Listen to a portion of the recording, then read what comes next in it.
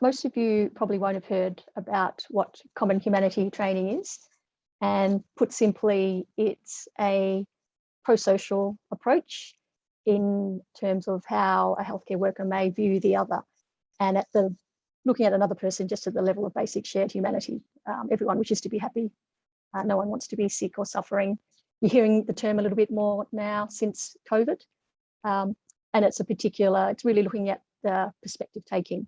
So to understand why I would even be talking about common humanity training, I have to take a step back and just briefly bring you up to speed with some of the developments in compassion research, because common humanity is considered a core component of compassion. So over the last 20 years, there's been a big increase in research into compassion and compassion training interventions, largely kickstarted by functional MRI research showing that compassion is a positive state of mind, and it fires neural pathways associated with warmth, concern, reward, and affiliation. And crucially, it's different to empathy. Until the functional MRI research came out, there's been confusion on the difference between compassion and empathy, and in response to someone else's suffering. So compassion is a concerned response to someone else's suffering. It's been found that a lot of workers can accidentally go into empathic distress, which is personal distress. So Tanya Singer, one of the world famous neuroscientists, did a study in 2014 where it appeared that training healthcare workers in compassion training was actually an inoculation against empathic distress when viewing suffering. So there's a lot of work in this space. There's been some compassion training courses that have been developed by both Stanford and Emory. They've been around for about 10 years now. There's been evaluations, RCTs.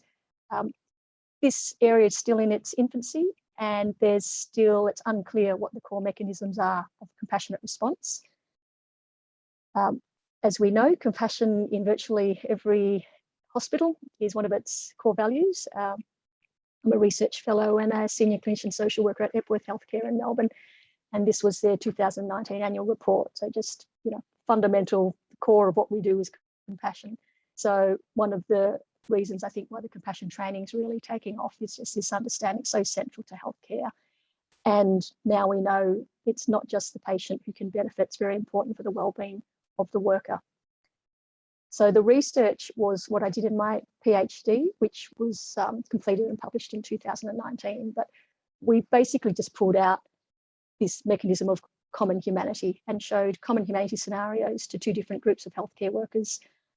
One of them was watching a lifeguard interview where he's speaking about his reasons for volunteering to rescue Syrian refugees in a Syrian war crisis. And he was speaking about, I didn't see the label refugee. I just saw a person in need.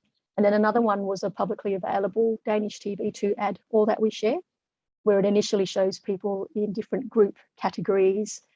And then it starts asking them sort of universal questions. Who's a step parent? Who was the class clown at school? Who's ever been bullied? Who's ever been lonely?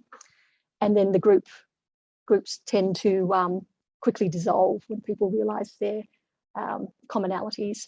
So we used validated scales on perspective taking, common humanity and compassion, and found a statistically significant increase in levels of compassion after viewing the scenarios. And we also collected some qualitative data. Both of these have been published, where the workers spoke about getting a heightened sense of common bonds. People have the same needs. No one wants to suffer. Seeing strangers helping each other is motivating.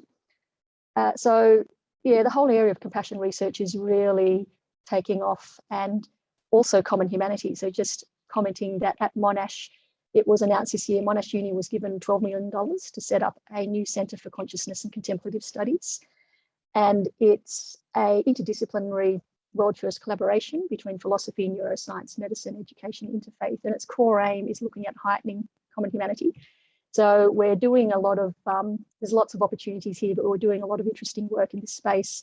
We're already rolling out common humanity and evaluating it with different allied health students. We've got studies at the moment trialling it on OT students, physio, paramedics. We've got a pilot RCT coming up with doctors to see the impact on their well-being, sense of connection and compassion. And then the head of this lab, Professor Jakob Howie, is a philosopher, but he also has a cognition lab.